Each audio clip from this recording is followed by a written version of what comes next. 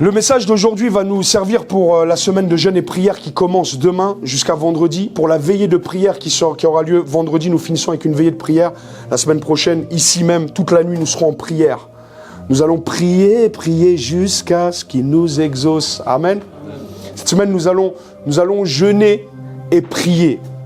Et ce message aujourd'hui va nous servir pour la semaine de jeûne, pour la veillée qui arrive, et même pour, je l'annonce, comme l'année dernière, comme nous l'avions fait l'année dernière, alors que nous étions encore à la maison, nous n'avons pas encore cette salle, nous l'avons eu, nous sommes là depuis juin, juillet, un jeûne de 21 jours en début janvier. Amen, c'est une bonne nouvelle, n'est-ce pas?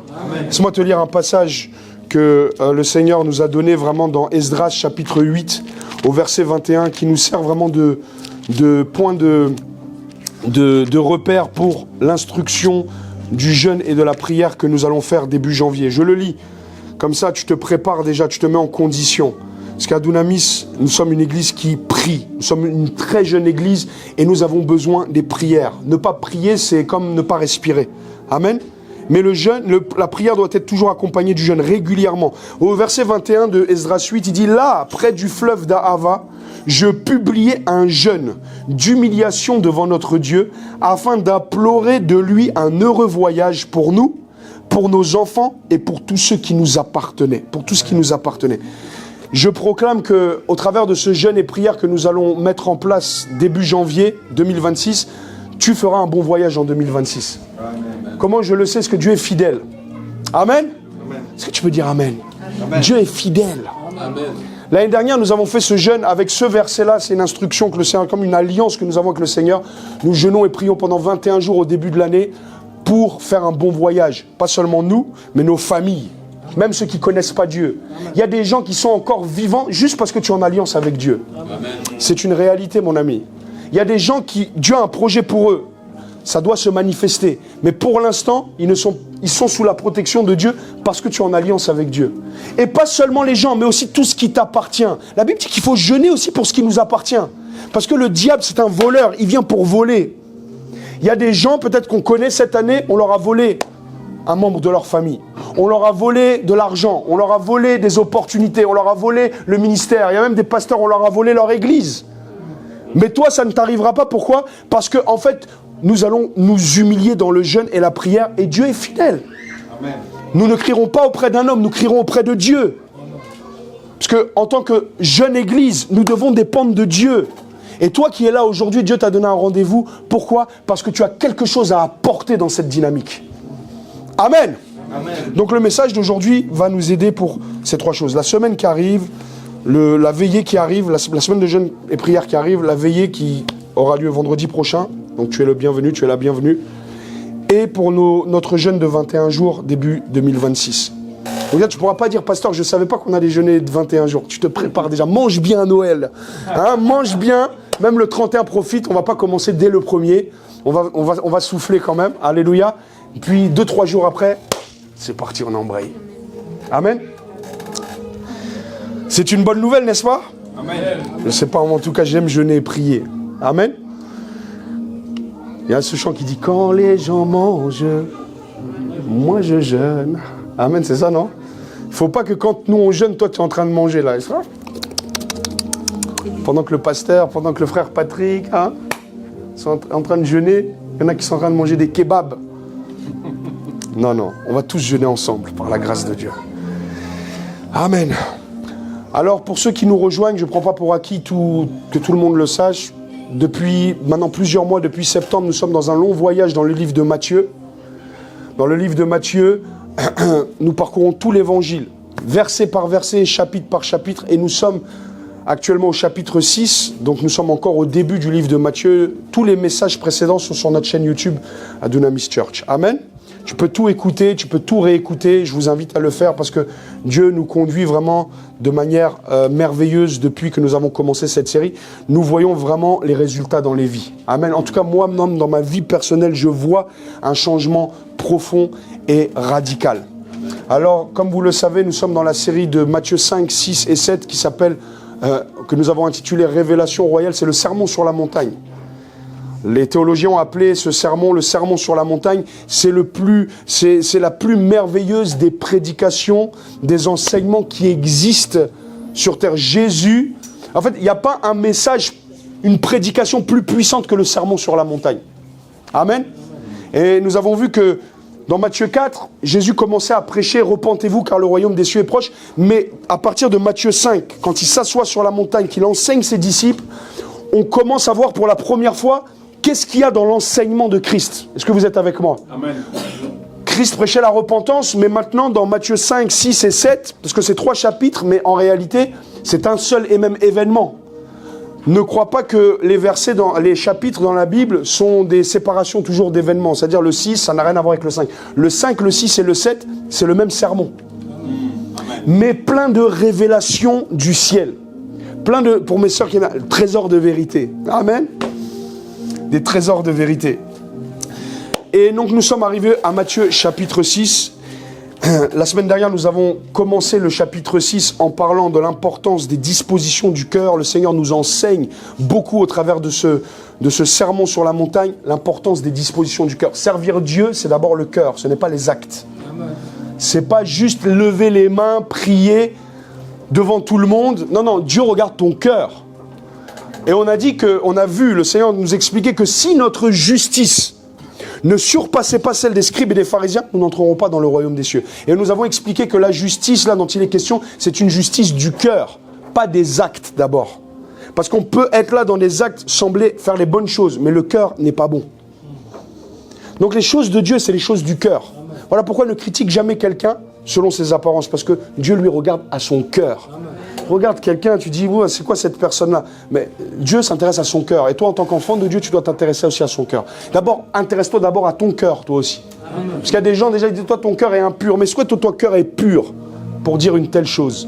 Amen. Et donc, nous continuons aujourd'hui. Mais laissez-moi introduire le message comme ça, parce qu'aujourd'hui, ça va remuer. Amen.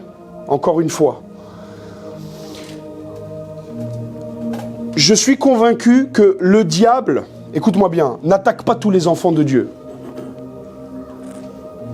Le diable n'attaque pas tous les enfants de Dieu de manière directe. Pourquoi? Parce que certains enfants de Dieu n'ont même pas besoin que le diable les attaque tellement ils sont indisciplinés dans leur vie. C'est-à-dire qu'à un moment donné, tellement tu manques de discipline, le diable n'a même plus besoin de t'attaquer. Tu es indiscipliné. Il sait que tant qu'il te garde dans cet état d'indiscipline, il n'a pas besoin de t'attaquer. Est-ce que tu comprends mon point? C'est l'introduction à mon message, donc j'aimerais que tu me suives très, très attentivement. En réalité, leur indiscipline fait qu'ils ne sont même pas une menace. Pourquoi? Parce que le diable les a soumis à sa volonté, mais de manière douce. Est-ce que tu sais que le diable ne vient pas avec des cornes? On le dit souvent, mais il vient souvent, des fois il soumet les uns et les autres à sa volonté, sans même que les gens s'en rendent compte. Pourquoi? Par une vie d'indiscipline. Dois-je vous rappeler que dans le mot disciple ou discipline, il y a le mot disciple. Donc un disciple, ce n'est pas quelqu'un qui a besoin d'être motivé sans cesse. Il y a une différence entre la motivation et la discipline. Amen. La motivation, si tu veux grandir avec Dieu, oublie-la. Parce qu'elle vient des émotions, elle vient des 5 sens, elle vient de l'âme. Oh, je suis motivé. Demain, tu n'es plus motivé. La discipline, elle vient du Saint-Esprit. Amen. Voilà pourquoi la Bible ne parle nulle part de motivation, mais de discipline. Est-ce que tu es avec moi? Amen. Et moi, je suis partisan du fait que l'indiscipline détruit plus les destinées que le diable dans le corps de Christ. Je ne parle pas dans le monde, je parle dans l'Église. L'indiscipline des chrétiens fait plus de dégâts que le diable lui-même. Une fois, on est là, on chasse les démons. C'est juste ton indiscipline, en fait. C'est juste parce que tu ne te lèves pas à l'heure où le Saint-Esprit te demande de te lever. Ah, le diable veut pas, le diable veut pas. Le diable n'a pas le pouvoir sur toi. Est-ce que tu le sais? Je suis lourd, j'ai un esprit de lourdeur. Mais tu as le Saint-Esprit à l'intérieur de toi. L'esprit de lourdeur, là, que tu appelles, c'est l'indiscipline. Souvent, c'est l'indiscipline. Et voyez, un chrétien vaincu, c'est une anomalie. C'est une anomalie. Le diable n'est pas plus fort que Christ. Et le diable n'est pas plus fort que toi parce que tu es en Christ. Amen. Tu ne peux pas. Mais il y a derrière la plupart des échecs.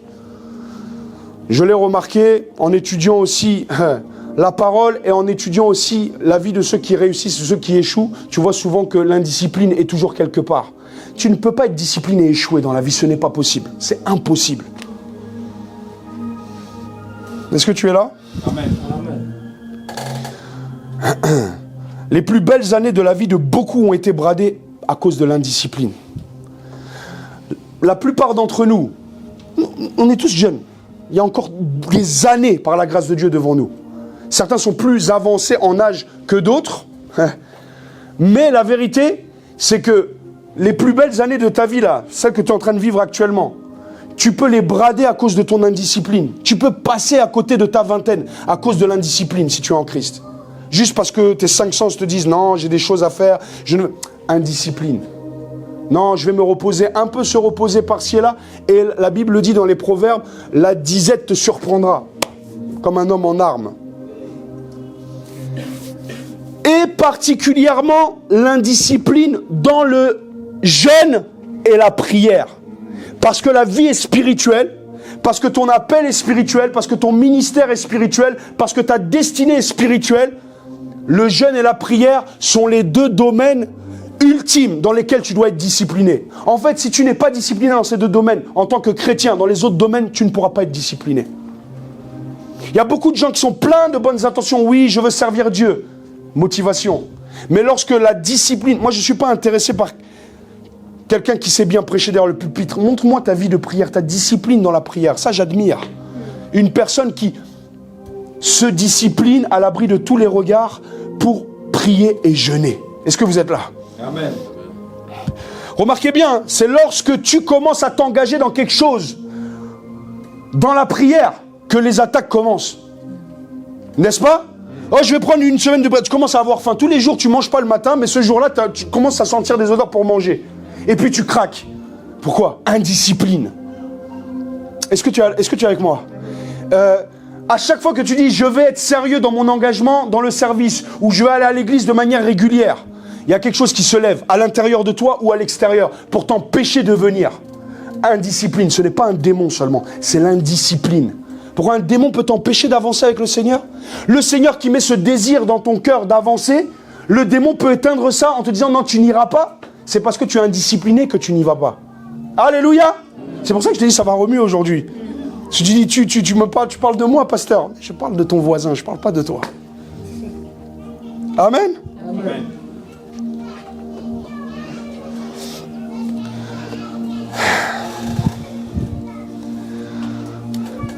Par indiscipline, j'entends quoi? J'entends le refus de payer le prix. L'indiscipline, c'est ce qu'on peut appeler le refus de payer le prix attaché à ton appel. Est-ce que tu as un appel? Quel que soit ton âge, ta couleur de peau, ton passé, Dieu t'a appelé. Ce n'est pas un homme qui t'a appelé. Ce n'est pas un homme qui t'a choisi. C'est Dieu. Il y a un appel sur ta vie. L'appel ne commence pas à être imaginé dans le cœur de Dieu quand tu as fait la prière du salut. L'appel, avant même que tu ne sois, l'appel était là. Il a dit à Jérémie, avant que tu ne fusses formé dans le sein de ta mère, je t'avais déjà établi.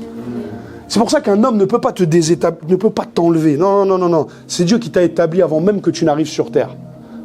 Mais il y a un prix à payer pour que cet appel voie le jour. Et ce prix à payer, bien sûr, ce n'est pas juste le jeûne et la prière, il y a aussi d'autres choses. Mais là, aujourd'hui, nous parlons du jeûne et de la prière. Jésus nous parle de ces habitudes régulières qu'un enfant de Dieu doit avoir, le jeûne et la prière. Est-ce que vous êtes là? Amen. Ce refus de payer le prix vient d'où? Vient de que les gens refusent de souffrir. Sur le moment présent, ils préfèrent s'amuser. Est-ce que vous êtes là? Trop de confort va produire l'indiscipline. C'est pour ça qu'avec le temps, moi j'ai compris que par la grâce de Dieu, je dois m'imposer l'inconfort pour rester discipliné. Parce qu'en Occident, aujourd'hui à Paris, en Île-de-France, le confort c'est partout. Comment faire en tant qu'enfant de Dieu pour rester discipliné au milieu d'un monde comme le nôtre? Un monde qui a été fait dans l'esprit du monde pour vivre sans Dieu. Tu n'as pas besoin de pourquoi tu veux Dieu? Tu as tout, Internet, ChatGPT. Les gens ne consultent plus. Tu dois t'imposer la discipline. Tu dois t'auto-discipliner si tu veux enfanter ce que tu dois enfanter. Ah, je parle à quelqu'un ce matin. Amen. Alléluia. Que signifie payer le prix? Qu'est-ce que j'entends par là? Payer le prix ne signifie pas ne pas craindre la souffrance. Ça ne veut pas dire que tu ne dois pas craindre la souffrance. Mais c'est plutôt accepter la souffrance. renoncer à la jouissance du temps présent, au confort d'aujourd'hui là, pour enfanter ton rêve désiré, le rêve désiré par Dieu. Tu dois sortir de ton confort momentané pour enfanter quelque chose que tu veux vraiment voir. Payer le prix signifie quoi? Renoncer au raccourci. Tu sais, quand tu ne pries pas, mais tu demandes à Dieu la percée, tu es en train de vouloir prendre des raccourcis. Tu sais, c'est qui le Seigneur des raccourcis? C'est le diable. C'est le diable qui donne des ascensions avec ascenseur. Avec Dieu, c'est par escalier. Avec Dieu, c'est d'abord premier étage. Deuxième étage, tu apprends l'humilité, tu dégringoles, tu remontes. Ceux qui montent trop vite descendront trop vite. Pourquoi? Parce que le succès avec Dieu prend du temps. Le succès avec Dieu commence petit. Le succès d'abord avec Dieu, c'est tu deviens discipliné. Ce n'est pas Dieu te donne quelque chose. Bien souvent, nous demandons des choses que nos épaules ne peuvent pas porter. Pourquoi? Parce que nous n'avons pas la discipline pour les porter. Amen. On voit les autres le faire, on dit moi aussi je peux le faire. Oui, tu peux le faire, tu le transportes. Mais pour arriver là où cette personne est, il y a un prix que tu dois payer. Le prix que tu dois payer, c'est ton prix. C'est ton renoncement à ton confort d'aujourd'hui. Je bénis le Seigneur parce que très tôt dans ma vie chrétienne, j'ai appris à payer le prix. Alors certainement, je n'ai pas payé le prix à toutes les saisons de ma vie, peut-être comme le Saint-Esprit aurait voulu. Mais s'il y avait bien une chose que j'ai mis en pratique très tôt, c'est de jeûner et prier de manière sacrificielle. Alléluia. Amen. Et je prie vraiment que ça soit ton partage aussi. Peu importe où tu en es aujourd'hui. Tu dois accepter de suivre le chemin de l'effort. Les gens parlent de la grâce, toujours la grâce. Oui, mais la grâce doit être associée à ton effort. Pas pour ton salut, tu es sauvé par la grâce, mais pour l'enfantement des desseins de Dieu. Mon ami, laisse-moi te prouver par les Écritures que tu vas devoir payer un prix. Il a dit, personne ne peut construire une tour sans calculer la dépense d'abord. Donc ça veut dire en fait, ce que tu vas commencer là, tu dois d'abord t'asseoir et demander à Dieu, accorde-moi la discipline de pouvoir l'achever.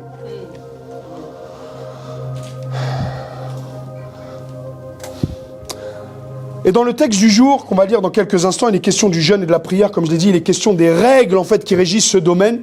Et le Seigneur veut que nous comprenions au travers de sa parole que le jeûne et la prière sont des disciplines incontournables de la vie chrétienne. Tu ne peux pas grandir si tu ne jeûnes pas et si tu ne pries pas.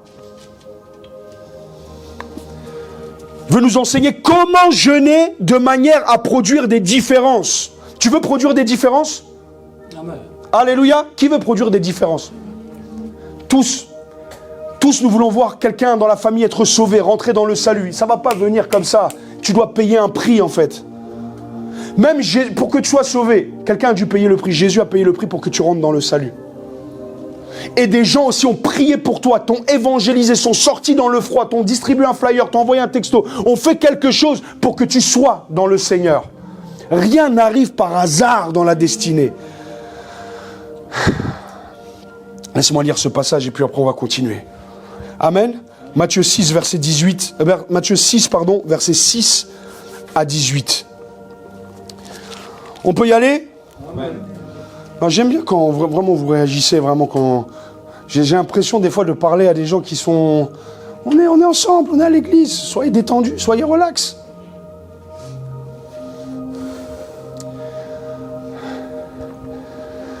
Matthieu 6, verset 6, on commence. Mais quand tu pries, dis avec moi, quand tu pries. Quand tu pries. Ok. Entre dans ta chambre. Entre dans ta chambre. C'est bon, pas besoin de continuer maintenant. Okay. Ferme, sinon on va pas, je vais pas prêcher, on va juste lire seulement. Ferme ta porte et prie ton Père qui est là dans le lieu secret.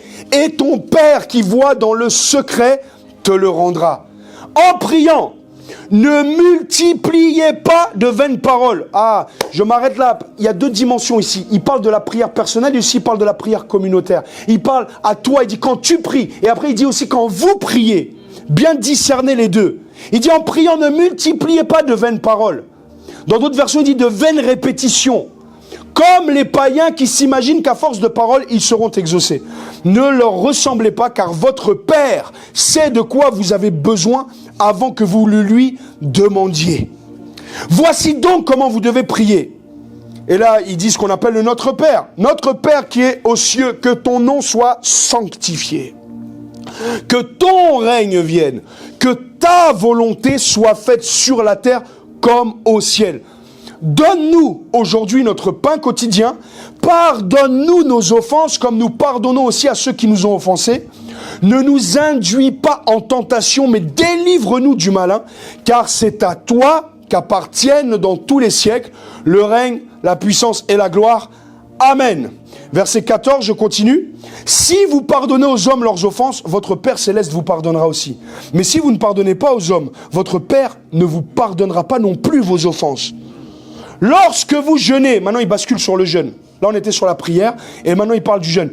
Lorsque vous jeûnez, ne prenez pas un air triste, comme les hypocrites qui se rendent le visage tout défait pour montrer aux hommes qu'ils jeûnent. Je vous le dis en vérité, ils reçoivent leur récompense. Mais quand tu jeûnes, parfume ta tête, lave ton visage.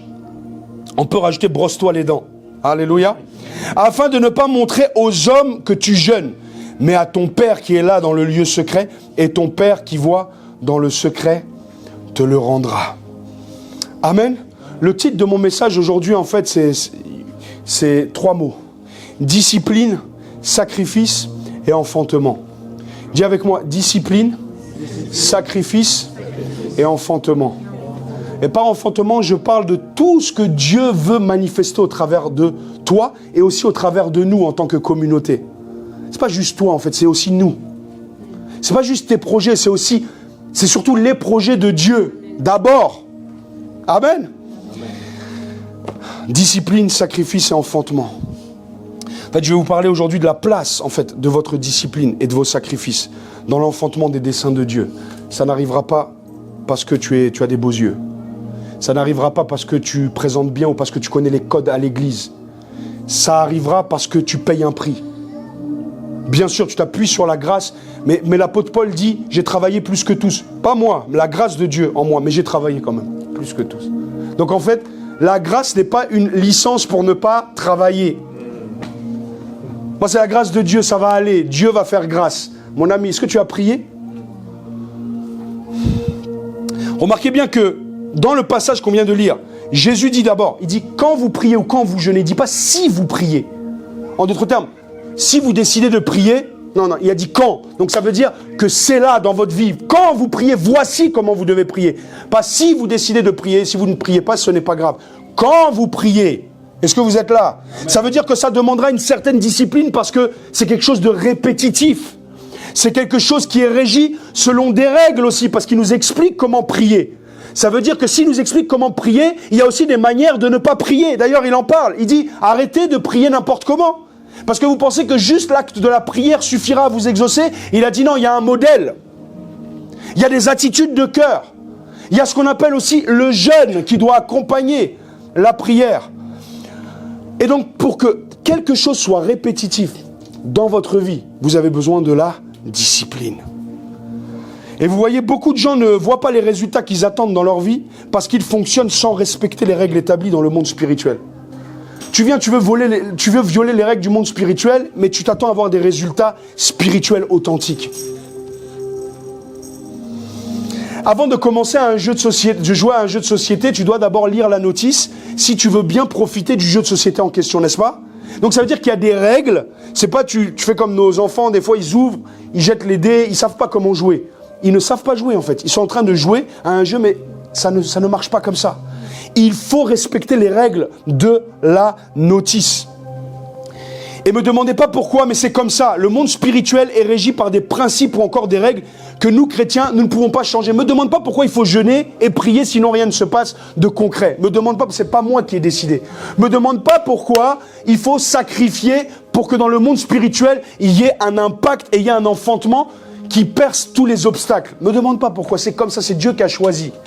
Il a dit aussi longtemps que le soleil la terre existeront, les semailles aussi et les moissons existeront. C'est-à-dire que pour tout ce qui a, toute moisson doit être précédée par une semence. Donc ça veut dire qu'en fait, c'est bien, tout le monde veut moissonner, mais qui est là pour respecter le principe de la semence? Semence dans les prières, semence dans les sacrifices, semence dans l'obéissance. Est-ce que vous êtes avec moi? Amen. La destinée sourit à ceux qui payent le prix de la discipline, je vous le dis. Si tu veux voir la distinction de Dieu dans ton ministère, dans ta famille, paye le prix que Dieu te demande de payer. C'est-à-dire, renonce au confort auquel Dieu te demande de renoncer. Ne sois pas sélectif. Ne choisis pas, bon là ça m'arrange, aujourd'hui je vais renoncer, mais demain je ne renoncerai pas. Suis le Saint-Esprit. Sacrifie. Discipline-toi. Et tu enfanteras. N'importe quoi qui vient de Dieu, tu l'enfanteras. Vous croyez que Jésus nous donne l'exemple de comment prier pour que nous n'ayons pas d'exaucement? Il vient justement au secours de notre non-exaucement. Il dit, ça fait trop longtemps que vous priez à pas d'exaucement parce que vous n'avez pas compris en fait. Vous devez étudier ma parole. Vous devez vous asseoir au pied du Seigneur comme eux, ils sont assis au pied dans le sermon, du sermon sur la montagne. Asseyez-vous, écoutez, c'est pour ça qu'on est dans Matthieu. Amen. Regardez une des plus grandes règles qui régit le monde spirituel. On va lire dans 2 Timothée 2 du verset 3 à 7. Écoute-moi bien, c'est très important. C'est la parole de Dieu, hein. C'est le modèle à suivre. Il dit dans... Merci mon frère, merci beaucoup. 2 Timothée 2 verset 3 à 7. Regardez comment il commence. Ça c'est l'église en France, on a besoin de ça. On a besoin de revenir à ce genre de message. Écoute, souffre avec moi, il dit. C'est Paul qui parle à Timothée, il dit souffre avec moi. En fait, il est en train de dire quoi? Partage mes souffrances comme un bon soldat de Jésus-Christ. Il n'est pas de soldat qui s'embarrasse des affaires de la vie s'il veut plaire à celui qui l'a enrôlé. En fait, en gros, ce qu'il est en train de dire ici, si vous voulez plaire à Dieu, il y a une discipline qui va vous emmener à ne plus vous embarrasser par des choses secondaires. Si tu veux vraiment plaire à Dieu, ne t'embarrasse pas des choses secondaires dans la vie. Partage la souffrance avec ceux qui sont en train de souffrir pour Dieu. Est-ce que tu es là? Amen. Il dit, et l'athlète, écoute bien, n'est pas couronné s'il n'a pas combattu suivant les règles. Et il faut que le laboureur travaille avant de recueillir les fruits. Comprends ce que je dis, car le Seigneur te donnera de l'intelligence en toutes choses.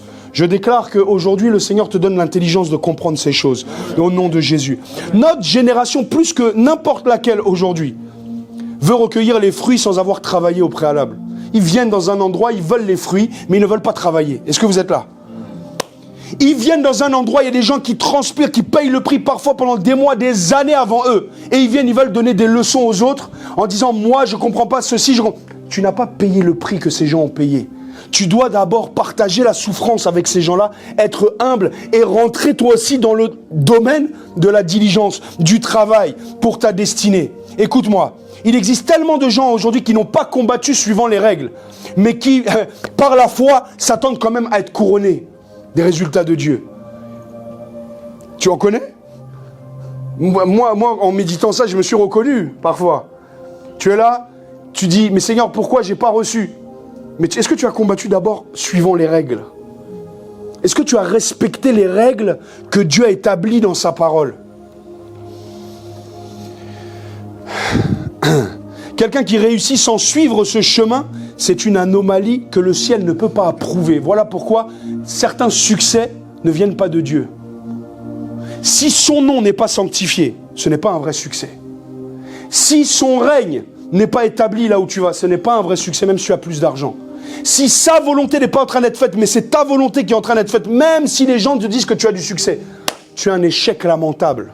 Et le ciel ne veut pas que nous passions à côté de notre vie et que nous comprenions l'importance de la discipline, des sacrifices en vue de l'enfantement que tu attends depuis parfois même des années. L'ingrédient principal, c'est vrai, c'est la foi. On doit tous avoir la foi pour être sauvé, on ne peut pas être sauvé sans la foi. Mais certains s'arrêtent au fait de croire et pensent que juste parce qu'ils croient, la chose va changer du jour au lendemain. Est-ce que tu travailles? Est-ce que tu combats selon les règles? Est-ce que tu te disciplines dans la vie de prière? Ou alors tu pries lundi, mardi, mercredi, jeudi, tu arrêtes de prier et puis tu retournes vendredi parce que dimanche ça approche et que tu dois servir, donc il faut prier. Mais il n'y a rien qui sort de là. Pourquoi? Parce que c'est nonchalamment que tu es en train de le faire. Ce n'est pas avec discipline. Et le Seigneur, pendant que je priais, je n'avais pas prévu de dire ça à la base quand je méditais sur ce texte, mais le Seigneur m'a mis à cœur de nous dire que si nous voulons passer à un autre niveau avec Dieu dans tous les domaines, que ce soit personnel ou en communauté, nous devons devenir des personnes disciplinées. Vous voulez réussir avec Dieu, vous allez devoir travailler. Le travail. Dis à ton voisin, travail. Travaille d'abord à ta vie de prière et à ta vie de consécration dans le jeûne et la prière. Ah oui, travaille sur ça d'abord. La diligence aura toujours le dernier mot. La foi ne pourra jamais remplacer le travail, au contraire. La foi est accompagnée du travail. Regardez, Philippiens 2 au verset 12 nous dit « Ainsi, mes bien-aimés, comme vous avez toujours obéi, travaillez à votre salut. » Est-ce que tu travailles à ton salut? Est-ce que tu travailles à ton salut? Le mot grec ici pour travailler veut dire produire, former quelque chose. Ce qui nous fait comprendre quoi? Que uniquement le travail finit par former quelque chose à l'intérieur de nous, à l'extérieur de nous. Tu veux produire du fruit? C'est pas juste prie de temps en temps, c'est travail sérieusement dans la prière. Sois un laboureur dans la prière. Jeûne et prie avec sérieux. Pas que la prière, attention. Mais là, dans le texte dont il est question, c'est la base. Est-ce que vous êtes là? Jésus, dans ses enseignements, nous donne le modèle à suivre afin de combattre selon les règles et avoir du résultat et d'être récompensé. Il dit, voici, vous devez travailler sur votre vie de prière. Ne priez pas n'importe comment. Parfois, j'en entends quelques-uns prier. Je me dis, il n'a pas encore compris que ce n'est pas les vaines répétitions. C'est pour ça qu'en fait, on est en train d'enseigner sur ça. Parce qu'en fait, tu dois arrêter de prier juste des prières. Tu dois prier le modèle. Dieu a des besoins, est-ce que tu le sais? Toi, tu as des besoins, mais est-ce que tu sais que Dieu a des besoins? Et que ta vie de prière doit être animée d'abord par les besoins de Dieu et pas tes propres besoins. C'est pour ça que quand il dit, voici comment vous devez prier, il ne dit pas, répétez ces mots-là. Il dit, ça commence déjà ton nom à toi, pas le mien, ça veut dire.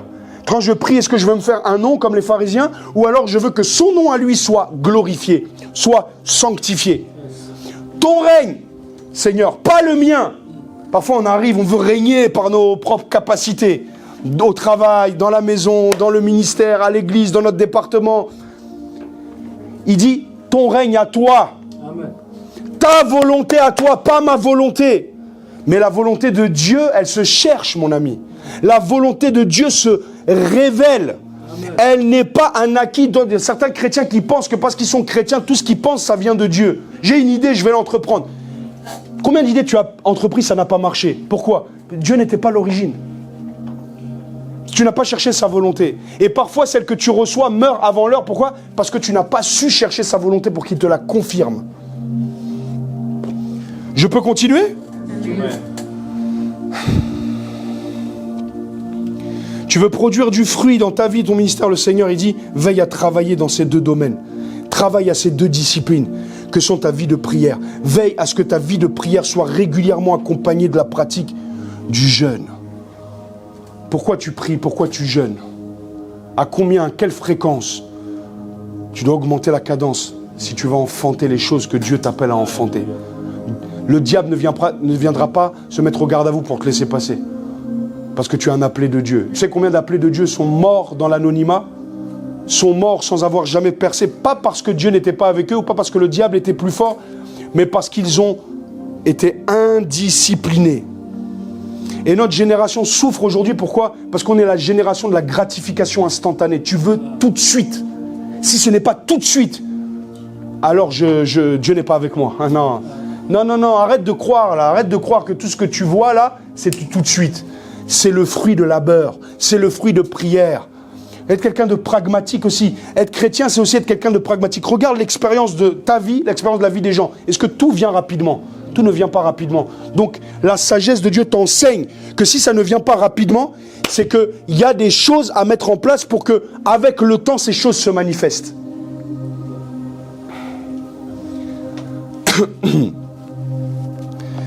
Il dit, quand tu pries, entre dans ta chambre. Ah, la place de la discipline et des sacrifices dans ta destinée. Quand tu pries, entre dans ta chambre. Ferme ta porte. Prie ton Père, sois discipliné dans ce domaine tous les jours. Va, entre quelque part qui s'appelle ta chambre de prière et ferme la porte. Ne prends pas ton smartphone avec toi. Ou si tu le prends, mets-toi en mode avion. Si tu veux juste une instrumentale, mets l'instrumentale. Mets-toi en mode silencieux. Cale-le quelque part. Ne va pas avec la distraction. Ferme la porte. Que personne ne te voit quand tu le fais. Est-ce que vous êtes là? Amen. Et de là, en fait, on comprend que le prix à payer commence toujours par le fait d'accepter de travailler d'abord dans l'ombre, dans l'anonymat. Oui, oui, tout le monde veut la lumière. Tout le monde veut la lumière. Mais il dit, quand tu pries, va dans ta chambre. Ne va pas devant les hommes. Parce que ta percée, elle vient de Dieu. Elle ne vient pas des hommes. C'est une perception erronée. Oui, il dit, il y a beaucoup de gens qui prient, mais ils ne prient pas dans l'ombre. Ils jeûnent, mais ils le crient sur tous les toits. Il dit, tu es en train d'annuler, tu es en train de... Ta récompense, c'est les acclamations des hommes. Ce n'est pas ce pourquoi tu es en train de prier et jeûner. Est-ce que vous comprenez mon point? Prier, oui, donc, mais dans l'ombre, d'abord. Jeûner, oui, mais dans l'ombre, sans le crier sur tous les toits. Développe ce trait de caractère de la porte fermée dans ta destinée. Ferme la porte tous les jours. Pas juste une fois de temps en temps. Jésus, même quand il était dans les programmes, à un moment donné, il renvoyait les gens, il allait s'enfermer. Il dit non, non. Je ne suis pas pris dans les émotions du moment, dans les besoins des gens. Je dois aller prier. Matin, soir. Est-ce que vous êtes avec moi? Et selon les saisons, ça sera plusieurs fois même dans la même journée.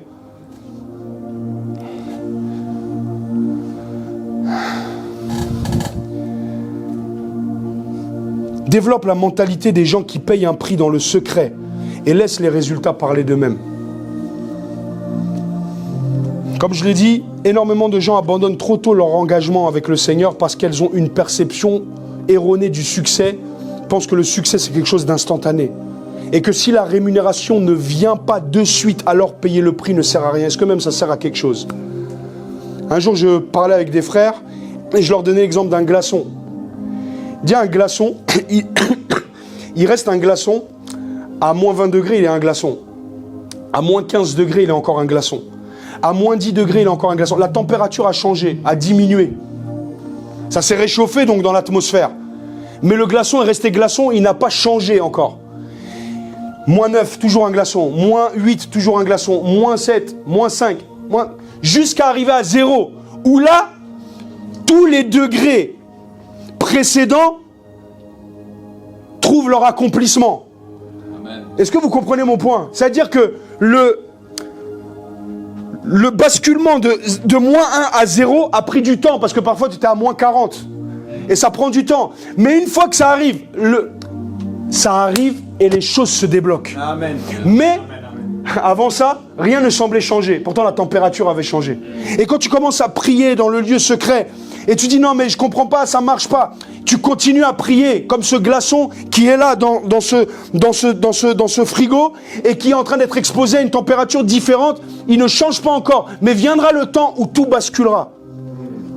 Mais est-ce que tu acceptes de renoncer à la gratification instantanée, au découragement, à la tentation d'être découragé en disant ça ne marche pas pour moi? On ne sait pas à combien de degrés tu es jusqu'à arriver à 0 pour que ta situation change, mais elle changera.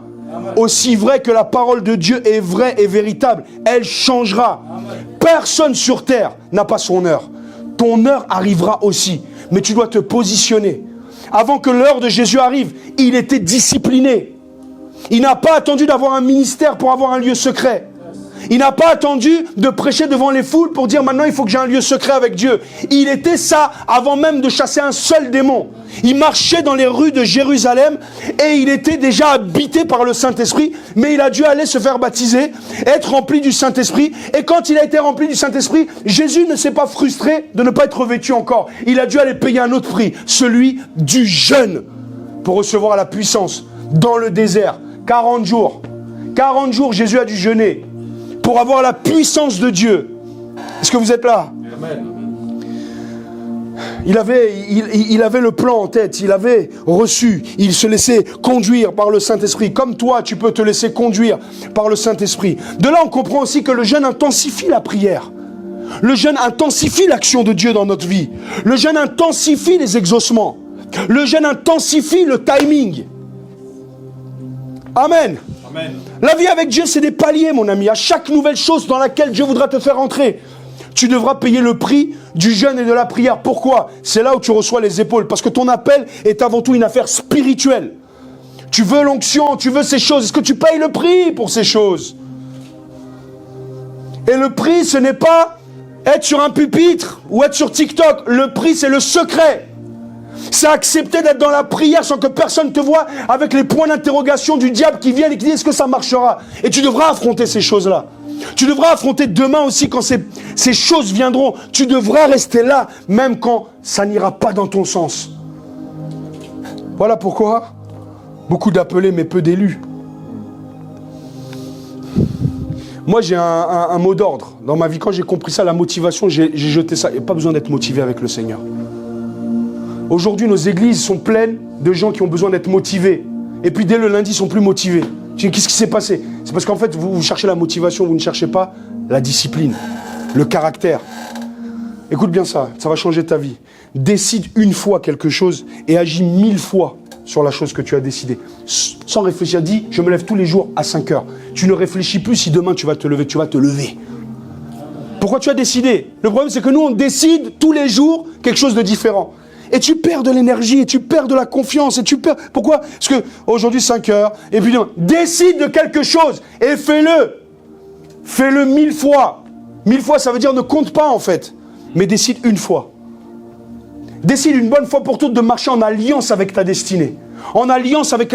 en alliance avec la vision de Dieu pour ta vie. En alliance dans ce que Dieu a préparé pour toi. L'apôtre Paul parle de marcher d'une manière digne de notre appel, n'est-ce pas? Ça, c'est dans Colossiens chapitre 1. Soyez remplis de la connaissance de sa volonté afin de marcher d'une manière digne de lui et de lui être entièrement agréable. Ça veut dire, en fait, marcher d'une manière digne de son appel dans ta vie, paye le prix. Souffre avec lui. Ne cherche pas, si lui a payé le prix, ne cherche pas à ne pas payer le prix. Quel prix tu payes aujourd'hui? Ça, c'est entre toi et Dieu. Mais je te pose la question, quel prix tu payes aujourd'hui pour passer à un autre step? Que ça soit personnellement, que ça soit en famille. Quel prix vous êtes en train de payer? Le temps viendra où ce prix sera rémunéré. Si tu l'honores. Parce que Dieu est fidèle. Il est le grand rémunérateur. Et regardez dans le passage, on arrive là, dans le passage qu'on a lu, regardez comment Jésus est bon. Il est en train de nous rappeler que notre Père est celui qui rémunère nos efforts et nos disciplines secrètes.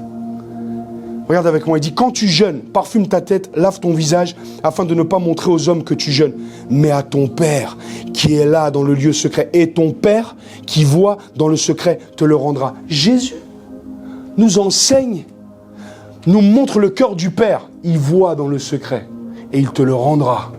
Il est en train de dire, tout ce que tu es en train de faire, ne crois pas que Dieu va oublier. Dieu n'oubliera jamais. Dieu m'est témoin, Dieu n'a jamais oublié. Moi, je peux oublier, mais Dieu n'oublie pas. Des fois, nous, on peut oublier, mais lui, il n'oublie pas. Des fois, il y a des exaucements que tu retrouves sur un carnet, des prières que tu retrouves sur un carnet. Tu dis, mais ça a été exaucé. Tu avais même oublié, toi. Tu avais même oublié que tu avais prié pour ça, mais Dieu n'a pas oublié. Il y a des prophéties qui parlent sur ta vie depuis tant d'années. Dieu n'a pas oublié. Toi, tu as oublié. Mais lui, il n'a pas oublié. Et ton Père qui est là dans le secret veut te le rendre. N'oublions pas cette chose-là. Ton Père est celui qui voit tes sacrifices dans le secret. Et il est celui qui va te les rendre. C'est pas une bonne nouvelle? Mais il y a des gens qui vont rester, malgré entendre un tel message, dans la léthargie. De toute façon, j'ai le temps. Le temps viendra où il n'y aura plus le temps. Tu dois racheter le temps, mon ami. Jésus revient bientôt. Les âmes sont en train de mourir. Jésus a payé le prix. Les apôtres ont payé le prix. D'autres qui nous ont précédés ont payé le prix. D'autres, même dans ta génération, payent le prix. Et toi, alors, est-ce que tu es discipliné? Est-ce que quand Dieu t'a appelé, tu t'es posé et tu as revu ta vie, tu as dit, Seigneur, à partir d'aujourd'hui, je n'aurai pas de succès sans toi? Il faut décider ça. Il faut rentrer en alliance avec Dieu. Il faut faire des sacrifices. Il faut dire, ma vie désormais, c'est toi. Je me vends à toi, Seigneur. Yes. Je suis un homme vendu à toi. Pas au diable, à toi. Mais seulement je dois accepter que tu ne fonctionnes pas comme le diable. Tu es Dieu, tu es mon Père. Tu me vois dans le secret. Le projet que tu as pour moi vaut tous les... Si le diable te mettra des choses sur la table. Si tu voyais ce que Dieu te met sur la table, tu ne prendras même pas le temps de regarder autre chose. Est-ce que vous êtes là? Alors, il est le grand rémunérateur, mon ami. Je vais finir en vous parlant du jeûne et de la prière, enfin du jeûne particulièrement, parce qu'on va rentrer dans une période de jeûne. J'aimerais que nous puissions réaliser pourquoi nous jeûnons. Mais laisse-moi te dire cela avant. Dieu aime prendre son temps. Alors ne le précipite pas. Ne tombe pas dans le piège de te précipiter dans ta destinée. Commence simplement avec lui. Il y a des gens qui sont là depuis 3-4 ans dans le Seigneur, mais en fait, ils reproduisent les mêmes choses tous les ans. Donc en fait, tu n'es pas passé au niveau supérieur. Ce n'est pas parce que ça fait 4 ans que les choses ont forcément changé. Il faut que tu revoies comment tu fonctionnes. C'est la sagesse de Dieu. Affaire-toi à payer le prix aujourd'hui pour voir le demain que Dieu a préparé pour toi. Mais alors que tu le fais, reste patient. Reste patient. Pourquoi? Parce que Dieu n'est pas pressé. Il veut que toi aussi, tu ne sois pas pressé intérieurement. Ne parle pas de faire semblant devant les gens. Non, ça va, Dieu fait grâce. Quand tu rentres chez toi, tu pleures, tu es en panique. Ne sois pas pressé à l'intérieur de toi. Pour arriver là, Dieu va te travailler. Dieu va te travailler. Proverbe 21, verset 5 nous dit « Les projets de l'homme diligent ne mènent qu'à l'abondance. Mais celui qui agit avec précipitation n'arrive qu'à la disette. » Tout ce que Dieu fait mène à l'abondance. Et si la précipitation conduit à la disette, alors ça veut dire que Dieu ne se précipite jamais, parce que la précipitation apporte la disette. Donc Dieu n'est pas pressé avec toi. Dieu veut prendre son temps avec toi. Mais toi, est-ce que tu veux prendre ton temps avec lui? Ça ne veut pas dire être là, être paresseux, faire autre chose. C'est-à-dire, prendra le temps que ça prendra, je resterai là, fidèle dans la discipline que je me suis instaurée. Il dit, je traite durement mon corps afin de le tenir assujetti. C'est-à-dire, c'est une autodiscipline dans la destinée. L'apôtre Paul, apôtre Paul qu'il est sur le chemin de Damas, appelé par une vision glorieuse, est devenu ce qu'il est devenu parce qu'il a travaillé, parce qu'il a payé le prix, que peu de personnes ont payé. Et toi alors, mon frère, tu as quelque chose à accomplir, ma sœur, toi aussi. Tu joues avec les bisous, avec les trucs en disant, est-ce que tu sais que tu es le temple du Saint-Esprit et que quand Dieu t'a appelé, il t'a appelé pour des plus grandes œuvres que celles que tu as vécues, que tu as vues avec tes yeux jusqu'à aujourd'hui?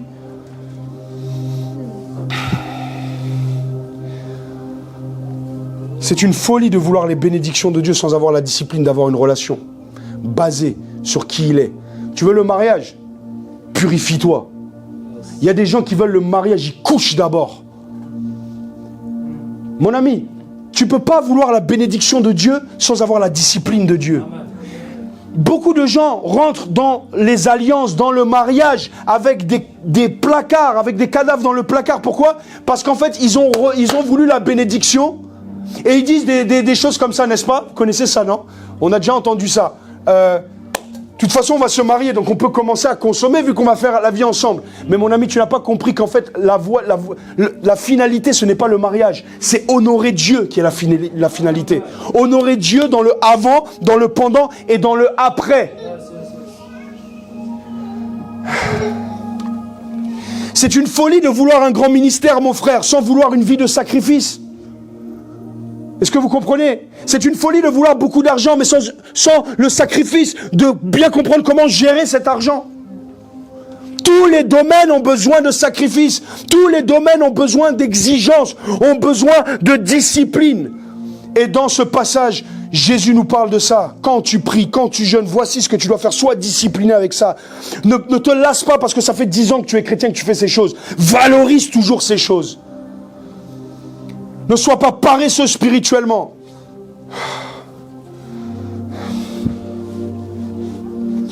Regardez comment le Saint-Esprit m'a enseigné ça. Dans Proverbe 10 au verset 4, il dit « Celui qui agit d'une main lâche s'appauvrit, mais la main des diligents enrichit. » Donc les diligents, c'est ceux qui travaillent.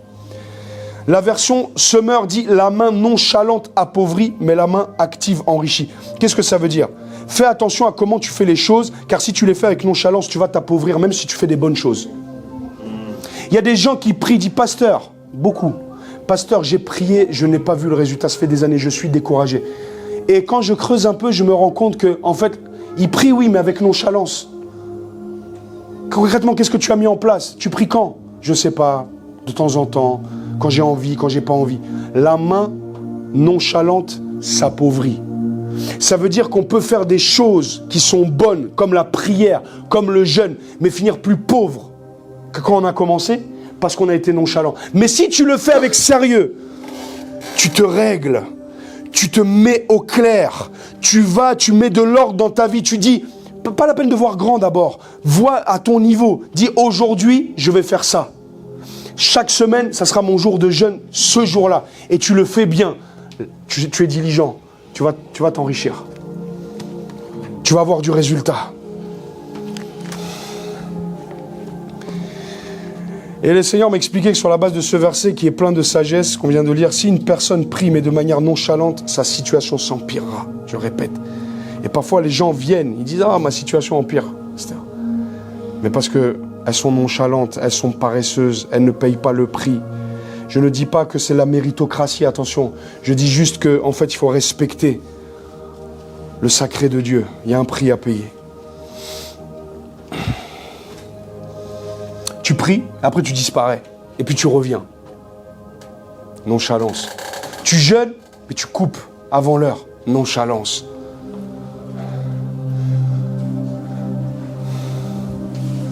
En fait, mon point, c'est quoi? Tout le monde veut une vie de prière, mais combien bâtissent un système pour supporter cette vie de prière qui va porter du fruit?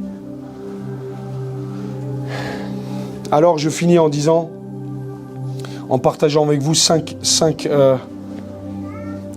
choses concernant le jeûne. Est-ce que tu veux les entendre? Amen. On va jeûner, ça sera valable aussi pour toi personnellement dans ta vie.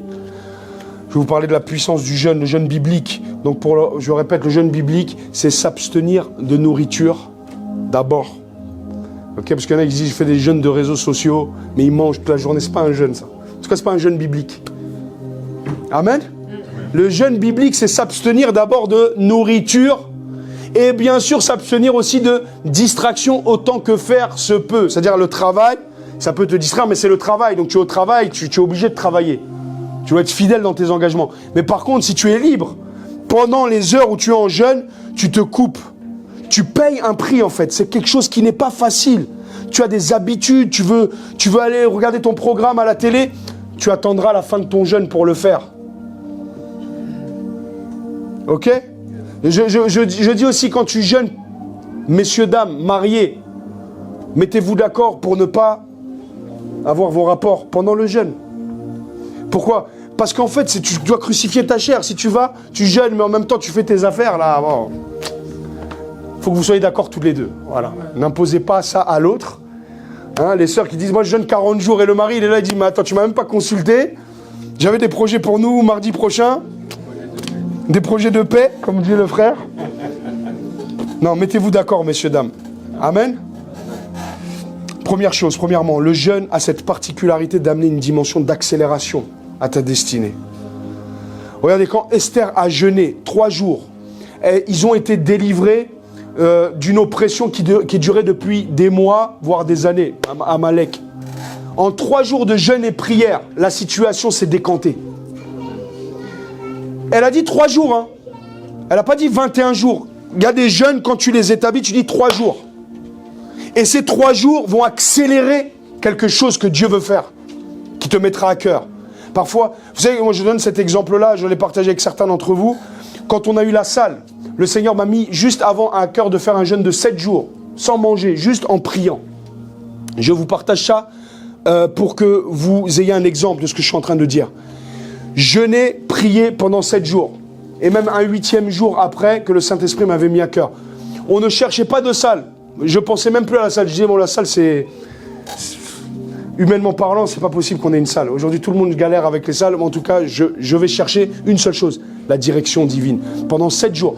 2-3 jours après, la salle est venue à nous. Est-ce que c'est un hasard que ça arrive après des périodes de jeûne sacrificiel? Non. Ce n'est pas un hasard. C'est un signe de Dieu pour te montrer que le jeûne et la prière accélèrent certaines de tes bénédictions dans la vie. Pendant des années, des dizaines d'années, il y avait l'oppression et Israël était captive à Babylone. Les choses ne bougeaient pas. La prophétie de Daniel avait été arrivée, les 70 semaines, n'est-ce pas, de Jérémie. il dit, mais attends, je comprends pas. Il a jeûné 21 jours, la chose s'est accomplie au bout de 21 jours. Voilà la dimension du jeûne. Tu veux voir ta vie s'accélérer? Tu veux voir des problèmes? Sois sérieux dans le jeûne.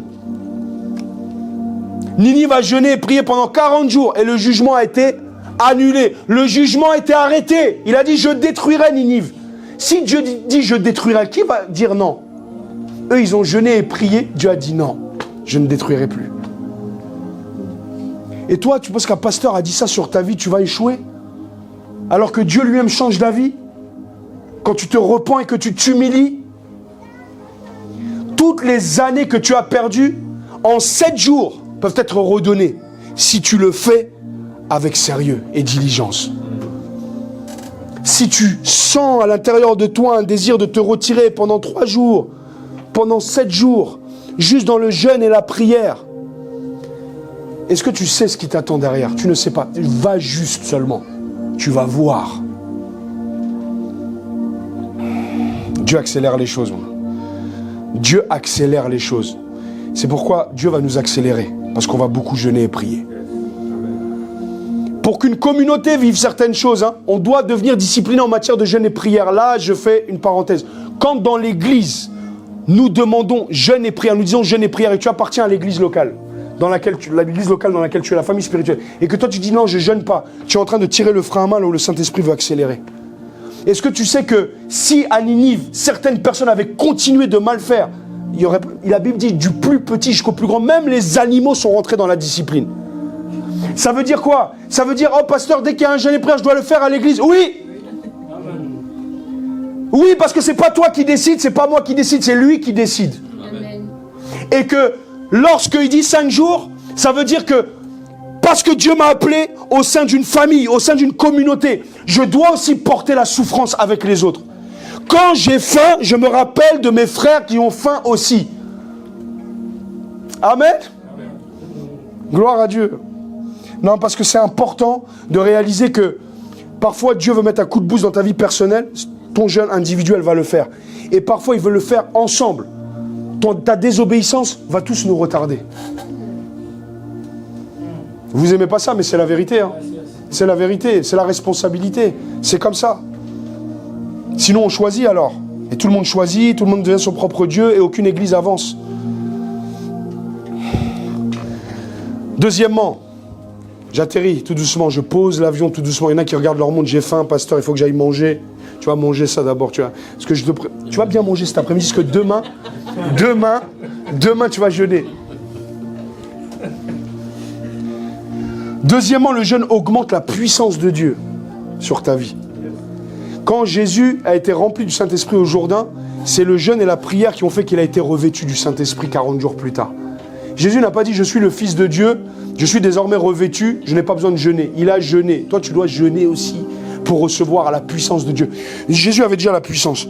Mais ce jeûne lui a fait basculer dans du remplissage au revêtement. Troisième chose, le jeûne intensifie la prière et te rend capable d'entendre Dieu clairement. Parfois, on n'entend pas Dieu parce que la chair est trop vive. Mais dès lors que tu crucifies ta chair en jeûnant, tu intensifies ta vie de prière et tu commences à entendre le Saint-Esprit là où tu n'arrivais pas à l'entendre. Acte 13 au verset 1 à 2. Il y avait dans l'église d'Antioche des prophètes et des docteurs, Barnabas, Siméon, appelé Niger, Lucius de Cyrène, Manaën, qui avait été élevé avec Hérode le tétrarque, et Saul. Pendant qu'ils servaient le Seigneur dans leur ministère et qu'ils jeûnaient, le Saint-Esprit dit « Mettez-moi à part Barnabas et Saul pour l'œuvre à laquelle je les ai appelés. » C'est dans une période de jeûne et de prière en église, ensemble, que Dieu a mis à part l'apôtre Paul et son compagnon Barnabas. Est-ce que vous êtes là? Amen. C'est pendant une période prolongée de jeûne que le Saint-Esprit a dit « Mettez-moi à part » et qu'ils ont entendu. Parce que le Saint-Esprit parle tout le temps, mais est-ce qu'on entend? Le jeûne te permet d'entendre clairement la voix de Dieu. Quatrièmement, le jeûne amplifie non seulement ta capacité d'entendre, mais d'obéir aux instructions de Dieu et te qualifie dans ton appel. Parce que regarde la suite du verset, il dit, Barnabas et Saul, envoyés par le Saint-Esprit, descendirent à Séleucie. De là, ils s'embarquèrent pour l'île de Chypre. Ils ont dit, mettez-moi à part. Mais aussi, ils ont été envoyés par la suite. Pourquoi? Non seulement ils ont entendu, mais ils ont reçu la capacité d'obéir à ce qu'ils avaient entendu. Le jeûne et la prière te rend capable d'obéir à l'instruction que Dieu te donne, le dimanche, le lundi ou dans ton lieu secret. Tu dois jeûner et prier pour recevoir la conviction. Est-ce que tu vois dans le verset juste d'avant là, le verset 3, il dit, alors après avoir jeûné et prié, ils leur imposèrent les mains et laissèrent partir. Ils ont entendu Dieu, ils ne se sont pas arrêtés là, ils ont dit c'est bon, on peut y aller. Ils ont encore jeûné et prié pour pouvoir obéir. Dieu t'a parlé, jeûne et prie encore jusqu'à ce que Dieu t'envoie. Voilà pourquoi je crois que entre le moment où tu entends Dieu et le moment où tu pars, le moment où tu agis, il doit y avoir des jeûnes et des prières. Amen. Il y a des gens qui disent Dieu m'a appelé au ministère et puis ils commencent lundi Dieu les a appelés, mardi ils sont dans le ministère. Ils ont oublié en fait que avant ils furent envoyés par le Saint-Esprit. Il avait dit mettez-moi à part. Tu es mis à part. Maintenant tu dois être travaillé. Tu dois être travaillé. Tu dois apprendre la fidélité dans les petites choses. Tu dois être discipliné. Tu dois payer le prix. Ce n'est pas les appels du lundi et envoyer le mardi qui marche. Non, c'est ce qui prend. Dieu prend son temps. Il te met à part d'abord. Il te travaille. C'est la preuve même que tu crois à ce que Dieu t'a appelé, c'est que tu commences à te préparer en amont. Amen. Il y a des gens qui sont émotionnels, mes amis. Ils pensent avoir entendu Dieu, mais la semaine d'après, ils te disent autre chose. C'est la preuve que tu n'as pas entendu Dieu. Parce que quand Dieu te parle, il te met à part. Et il te donne une force tellement puissante. Tu es là même devant les tentations, tu restes là. Tu restes là. Sans bouger. Et enfin, cinquièmement, mais pas des moindres, et c'est important parce que ça va beaucoup t'aider, le jeûne, c'est une discipline que vous devez multiplier si vous voulez rester debout au milieu de vos épreuves, au milieu de vos périls. Écoute-moi, dans 2 Corinthiens, je finis avec ça, 11, versets 26 à 28, regardez ce que la Bible dit. Fréquemment en voyage, c'est Paul qui parle, j'ai été en péril sur les fleuves, en péril de la part des brigands, en péril de la part de ceux de ma nation, en péril de la part des païens, en péril dans les villes, en péril dans les déserts, en péril sur la mer, en péril parmi les faux frères. J'ai été dans le travail et dans la peine, exposé à de nombreuses veilles. Donc il veillait lui aussi. À la faim et à la soif, et regardez ce qu'il dit, à des jeûnes multipliés. Au froid et à la nudité. Et sans parler d'autre chose, je suis assiégé chaque jour par les soucis que me donnent toutes les églises. Il est en train de dire quoi? Au milieu de tout ça, de tous ces périls, au milieu des déserts, au milieu des villes, au milieu des faux frères, au milieu des problèmes de l'église, au milieu des problèmes familiaux, au milieu des problèmes des brigands, des méchants, ou même ceux de sa nation, il était dans des jeûnes multipliés. Pour un même souci, parfois, tu vas devoir jeûner plusieurs fois. Écoute-moi bien, je répète ça. Pour le même souci, tu devras jeûner encore une fois. Multipliez les jeûnes, mes amis, pour rester debout au milieu de vos périls. Tu vas sortir d'ici, tu vas connaître des périls. C'est la preuve que tu es appelé de Dieu. Si ta vie est trop tranquille, c'est-à-dire que tu es un indiscipliné, le diable te laisse tranquille. Dis-lui là, on n'a pas besoin. Il est en train de jouer à la console tous les jours, il regarde son téléphone, une fois qu'il a fini le téléphone, il va manger des crêpes au Nutella, et puis il continue, et puis il va à l'église, il écoute le culte, et puis il repart, et puis il dit mais comment ça se fait que le diable ne m'attaque pas? Mais parce que le diable ne t'attaque pas parce qu'en fait tu es indiscipliné déjà, il n'y a pas besoin. Le diable t'attaque dès lors où tu commences à rentrer dans une discipline militaire, j'ai envie de te dire. Ce n'est pas par hasard que Paul multipliait les jeûnes et prières. Il avait compris comment le monde spirituel fonctionnait. Il faut payer le prix pour rester debout. Donc je le répète, le jeûne accélère la destinée. Le jeûne augmente la puissance de Dieu sur ta vie. Le jeûne intensifie la prière et affine ton écoute de Dieu. Le jeûne qualifie pour l'obéissance. Il va te rendre obéissant. Il va te donner la capacité d'être conduit. Et le jeûne, c'est une discipline qui va te permettre de tenir ferme, de tenir debout. Et enfin, ce que j'aime, et c'est ce verset-là qu'on va finir dans ça. À un moment donné, les disciples viennent voir Jésus, il dit « Ouais, tes disciples, toi, ne jeûnent pas. » Pourquoi ils ne jeûnent pas? Il dit Lorsque l'époux est là, les amis de l'époux n'ont pas besoin de jeûner. Mais viendra le temps où l'époux leur sera enlevé et là, ils jeûneront. Qu'est-ce qu'il est en train de dire? Pendant son ministère terrestre, les disciples n'avaient pas besoin de jeûner, ils étaient avec Jésus. Mais le temps arriverait où là, ils jeûneront. Pourquoi? Parce que l'époux ne serait plus là. Et donc là, nous comprenons que nous, les chrétiens, nous sommes appelés à jeûner. Pourquoi? Parce que l'époux n'est plus là. Et qu'il doit revenir bientôt. Et que pour que nous soyons prêts, comme ces vierges sages, nous avons besoin de jeûner. Le jeûne est quelque chose d'extrêmement important. Pas juste la prière, le jeûne aussi. Ça ne veut pas dire que tu dois jeûner tous les jours. Ça veut dire que dans ta discipline, choisis au moins un jour par semaine pour commencer. Où tu dis, je vais jeûner. Tu n'es même pas obligé d'aller jusqu'au soir. Tu peux aller déjà jusqu'à 16 heures. Mais oui, sois fidèle déjà dans les petites choses. Ah, j'arrive pas, pasteur. Lève-toi le matin, fais-toi une omelette, va au Fire Morning Prayer, tu pries 30 minutes, tu fais ta journée, tu sautes le repas du midi, dès que tu rentres chez toi, tu manges. Tu vas jeûner. Qui t'a dit qu'il fallait jeûner jusqu'à 18h? Ça, c'est toi et Dieu. Mais si tu jeûnes jusqu'à 16h, c'est mieux que ne pas jeûner du tout. Donc, quel est mon point? Sois engagé avec les choses que tu as établies dans ton cœur et respecte-les. Dieu préfère que tu sautes un repas bien que 3 repas et tu es devant ton smartphone, en même temps tu regardes n'importe quoi à la télé. La discipline, mes amis. On va se tenir debout et on va clôturer.